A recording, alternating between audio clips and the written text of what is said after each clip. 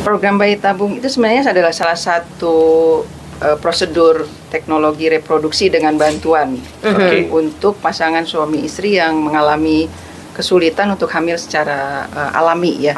Jadi pada program bayi tabung itu mungkin prinsipnya adalah sel telur diambil dari indung telur istri, kemudian dibuahi atau dipertemukan dengan sel sperma dari suami. Kemudian hasil pembuahan itu dilakukan di laboratorium ya. Dan hasil pembuahannya nanti diinkubasi. Apakah dia berkembang menjadi embrio? Kalau berkembang menjadi embrio, nanti baru ditransfer atau ditanamkan di rongga rahim istri.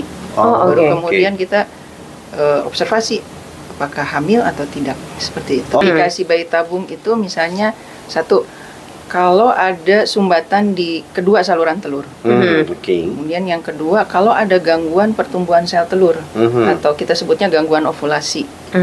Yang ketiga, kalau misalnya kualitas spermanya ya memang tidak baik, jumlahnya sangat kurang atau pergerakan spermanya kurang baik, gitu ya. Yang keempat, pada kasus-kasus endometriosis, pernah dengar kista endometriosis, adenomyosis itu juga salah satu indikasi program bayi tabung. Yang keempat, kalau cadangan indung telurnya sudah mulai berkurang, kaitannya misalnya pada pasien-pasien yang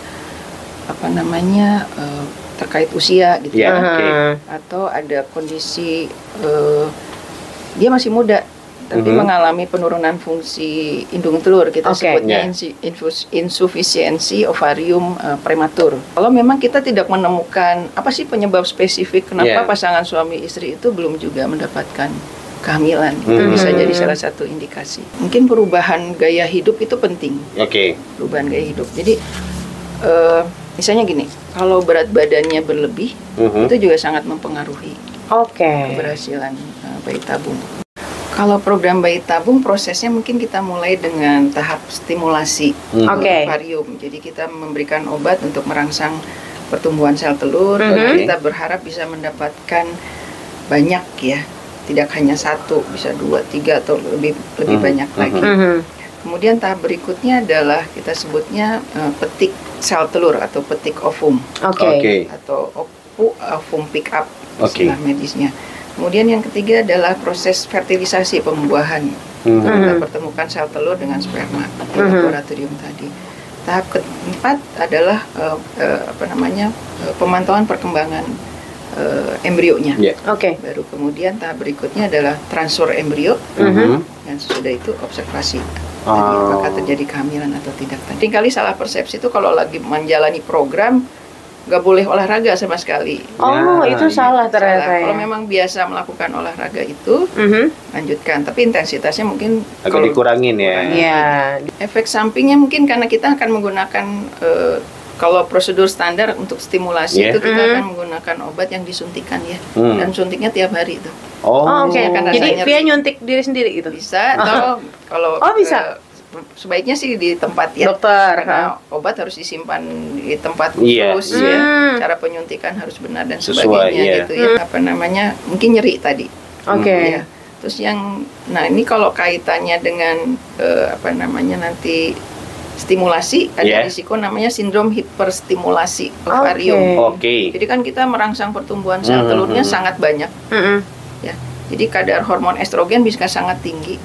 Nah, efeknya itu terutama kalau misalnya pasiennya hamil, itu ada rasa yang paling ringan, ada rasa kembung, begah gitu, rasa lemas.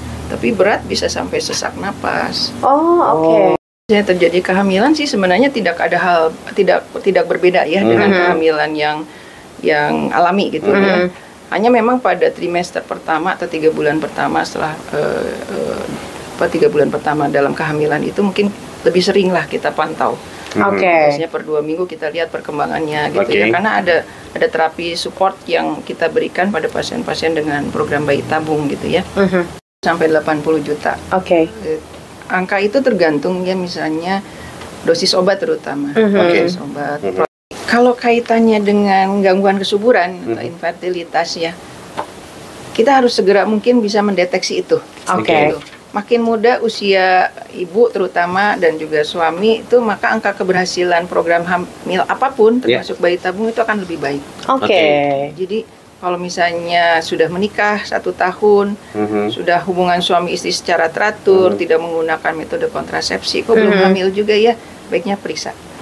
Atau kalau misalnya ternyata ada gangguan haid, atau pernah operasi di daerah perut bawah gitu ya, atau ada riwayat misalnya penyakit di saluran reproduksi, kontrol kapanpun.